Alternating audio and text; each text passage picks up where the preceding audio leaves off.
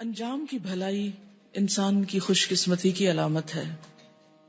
ایک انسان خواہ ساری زندگی اچھے کام کرتا رہے، لیکن اگر اپنی زندگی کے آخر میں کوئی ایسا غلط کام کر جائے جو اللہ تعالیٰ کو سخت ناپسند ہو، تو اس کی وجہ سے پچھلے تمام اچھے کام بھی ضائع ہو کر رہ جاتے ہیں. انسان کا انجام اس کے اعمال کے آخری حصے پر خاص طور پر منحصر ہے. اس لیے اچھے اعمال کی توفیق طلب کرنا بھی ضروری ہے. جیسے ہم دعا مانگتے ہیں اللہم وفقنا لما تحب و ترضی، کہ اے اللہ ہمیں اس چیز کی توفیق دے جس کو تو پسند کرتا ہے، جس پہ تو راضی ہے. تو اس کے ساتھ ہی یہ کہ مرتے دم تک ہم اچھائی پر قائم رہیں. تو اللہم احسن عاقبتنا فی الامور کلہا، اچھا کر انجام ہمارا سب کاموں میں. کوئی بھی اچھا کام جو ہم شروع کریں اس کو تکمیل تک بھی پہنچائیں، کیونکہ بعض اوقات ہم ایک اچھا کام شروع کر لیتے ہیں، اس پر خوب محنت کرتے ہیں، پھر کچھ عرصے کے بعد ہمارا دل اس سے اکتا جاتا ہے اور ہم اس کو چھوڑ دیتے ہیں. تو جب تک ایک چیز کی تکمیل نہ ہو جائے اس کا پورا لطف اٹھایا نہیں جا سکتا. اس لیے یہ دعا مانگنا ضروری ہے کہ اللہم احسن عاقبتنا فی الامور کلہا، یعنی تمام کے تمام معاملات، حتیٰ کہ وہ معاملات جن میں ابتدا میں نیت اچھی نہ ہو تو اختتام پر وہ اچھائی اور بھلائی کے ساتھ ختم ہو.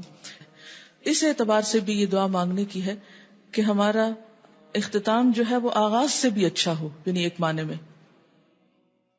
اور پھر یہ کہ یہ ویسے بھی رسوائی کا سبب ہے، تو جہاں دنیا کی رسوائی سے پناہ مانگی گئی ہے وہاں آخرت کا عذاب استعمال ہوا ہے، اور عذاب خود رسوائی کا سبب ہے.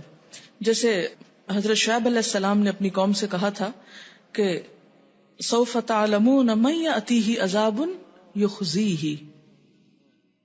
اور اسی طرح سورۃ آل عمران میں بھی ہم نے پڑھا کہ ہمیں آخرت کے آگ کے عذاب سے بچا. انک من تدخل النار فقد اخزیتہ، کیونکہ جس کو تو نے آگ میں داخل کر دیا اس کو تو نے رسوا کر دیا. تو آخرت کی رسوائی دراصل کیا ہے؟ آخرت کا عذاب ہی ہے. اور دنیا کی رسوائی کیا ہے؟ کہ انسان کے اعمال کا نتیجہ ایسا نہ ہو کہ جس سے انسان کو نقصان ہو جائے. جیسے ایک روایت میں آتا ہے کہ الاعمال بالخواتیم، کہ اعمال اپنے خاتمے پر منحصر ہیں.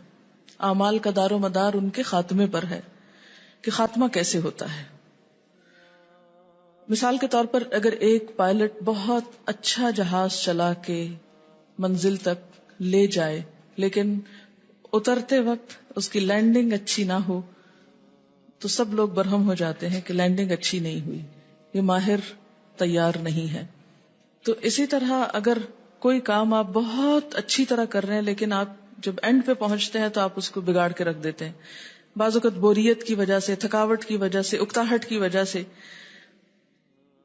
تو اصل بھلائی کیا ہے کہ آپ نے اختتام کیسے کیا.